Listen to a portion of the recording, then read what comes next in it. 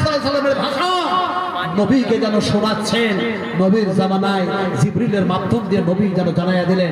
এক সময় হযরত ইব্রাহিম বলেছিলেন, ইন্নী ইন্নী ইন্নী আরাকা আরাকা আরাকা ওয়া কাওমাকা ফি দালালিন মুবিন। ইন্নী আমি আরাকা দেখতেছি, কওমাকা ফি দালালিন মুবিন, এ আমার কওমেরা প্রকাশ্যে গুমরাহের মধ্যে পড়ে আছে, গুমরাহের মধ্যে পড়ে আছে, পথভ্রষ্টের মধ্যে পড়ে আছে। আজকে যারা কোরআন ছেড়েছে, আজকে যারা হাদিস ছেড়েছে, আজকে যারা মাদ্রাসা ছেড়েছে, আজকে যারা মসজিদ ছেড়েছে, আজকে যারা তাওহীদ ছেড়েছে, আজকে যারা রিসালাত ছেড়েছে, এরা আল্লাহ থেকে ভুলে গেছে। এরা পুরা প্রকাশ্য গুমরাহে পড়ে আছে, গুমরাহ হয়ে পড়ে আছে, পথভ্রষ্ট হয়ে পড়ে আছে। আসুন, ফিরে আসুন। ওয়াসারিউ ইলা মাগফিরাতিন মির রাব্বিকুম, তোমাদের রবের মাগফিরাতের দিকে দৌড়ায় আসো, দৌড়ায় আসো, ছুটে আসো, ছুটে আসো।